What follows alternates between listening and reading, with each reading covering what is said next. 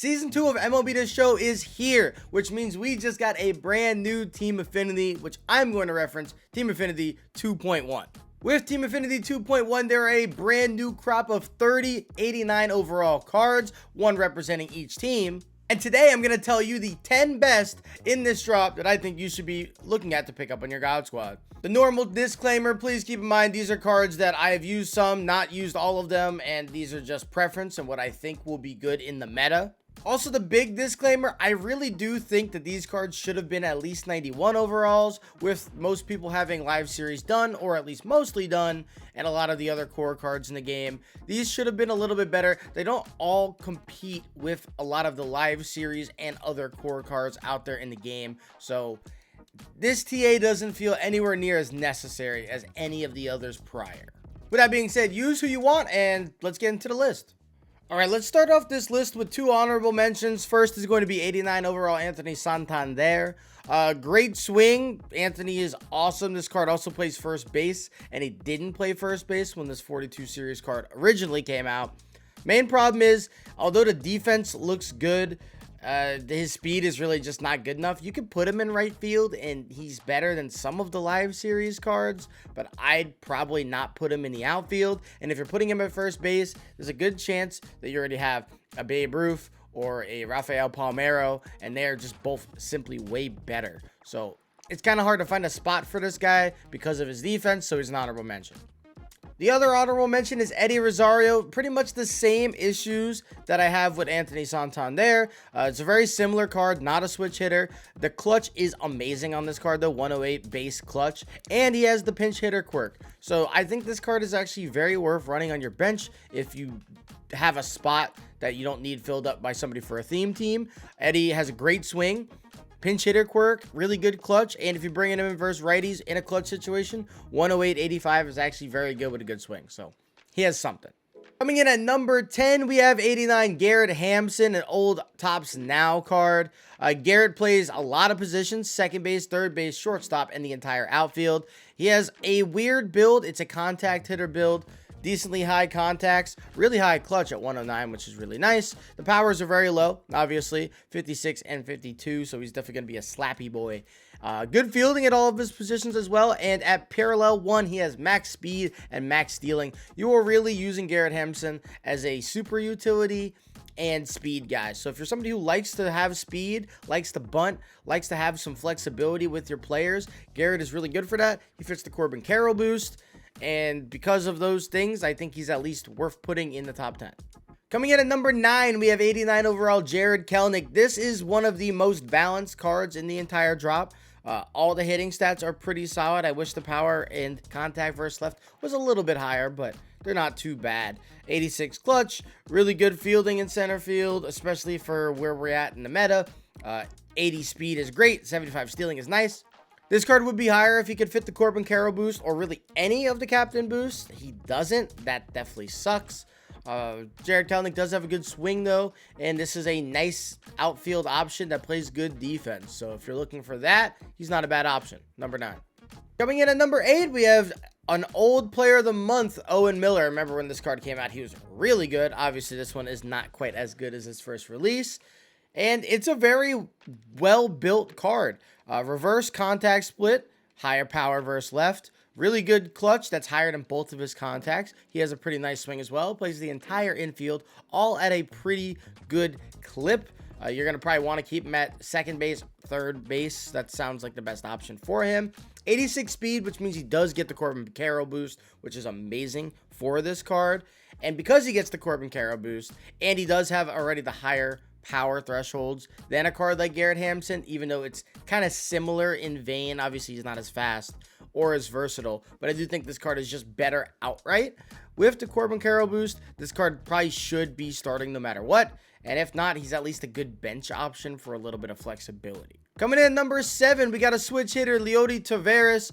Great swing on this card. I just wish he was a little bit statted better. Pretty good contacts, 88, 82. 74 power versus right's good. 68 versus left is not the best. It does get over 70, which is nice, but not the best. And 77 clutch, so his clutch is lower than his contacts, which you guys know I don't like. Good fielding though in center, right, and left, and good speed. It's sadly one speed below the threshold to get the Corbin Carroll boost. And this card would have been really good with the Corbin Carroll boost. It's a shame he doesn't get it. I wish they would have given him 85 speed. But yeah, I think the clutch is a little too low. The contact versus or power versus left is a little bit too low.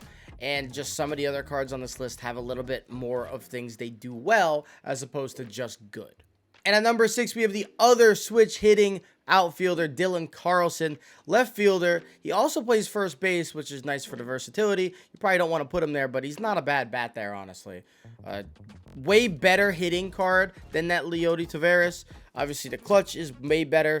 Contact at 90 and 82 is awesome. Powers are way up. And he's still a good fielder. He's going to have a great... He's honestly going to be a great fielder out in left field. 69 speed's not the best, but a couple parallels get him over 70. It's not the worst, especially in left field. It's probably where you want to keep him. I think this card is way better statted than Leody, and since he's a left field primary, I think he's just going to play perfectly fine over there in left field with way higher power. He has more flexibility, and he's not close enough to get to one of those other boosts that I feel a little bit bad about it. So I think Carlson is a little bit better than Leody. Coming in at number 5, we have 89 All-Star 2021, Bo Bichette. Shortstop only, which always sucks on Bo Bichette cards. I wish they would give him a secondary, but that's okay. 84, 109, 71, 80. So this card reminds me a lot of the Carlos Correa we got in TA1 from Season 1.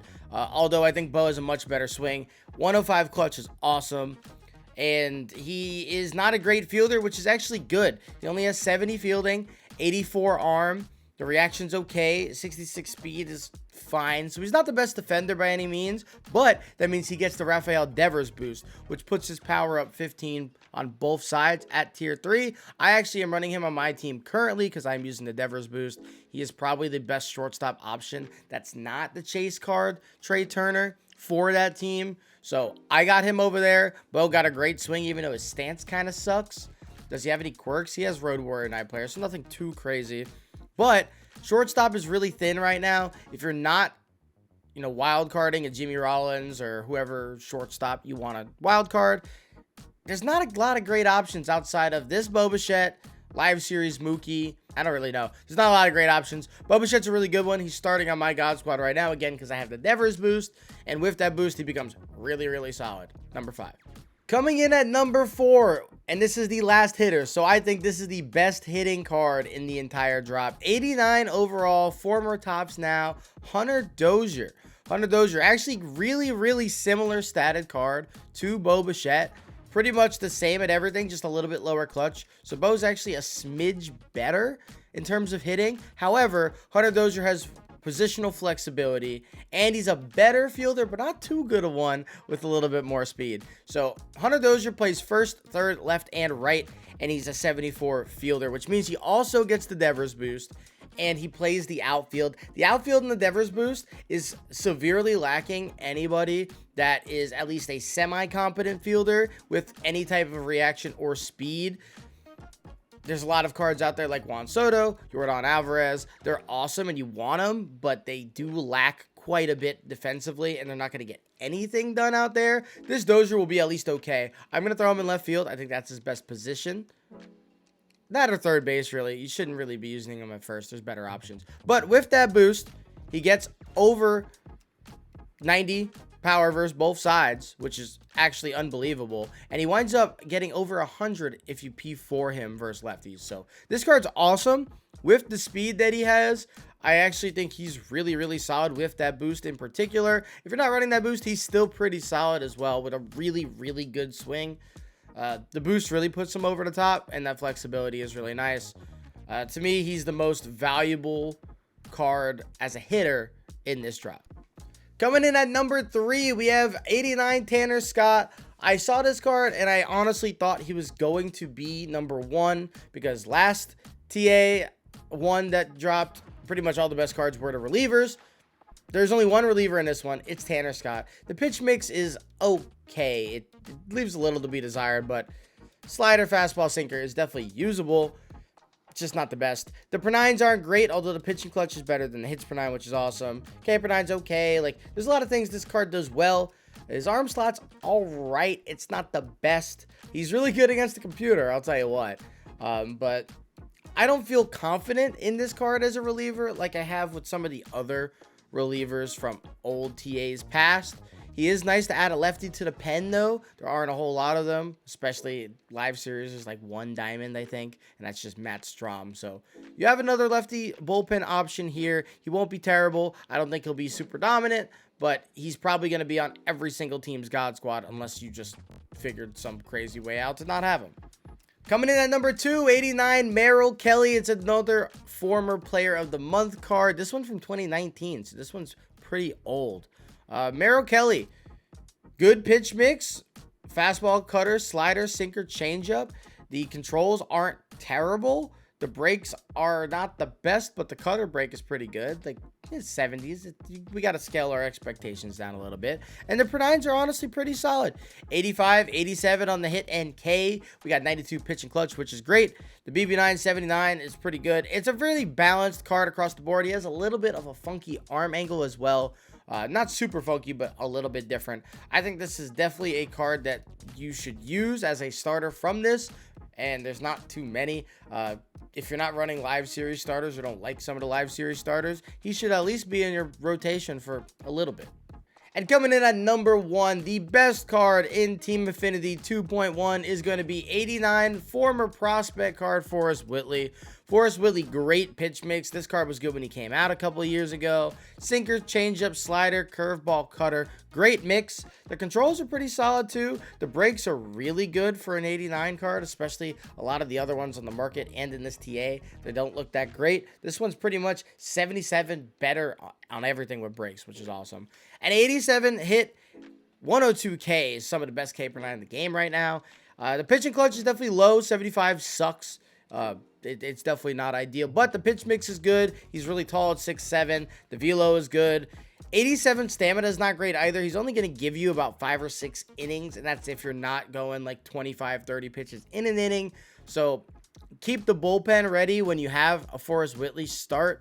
But I do think this is the most impactful card and probably the card that most people should be going after and at least using when they go into ranked seasons.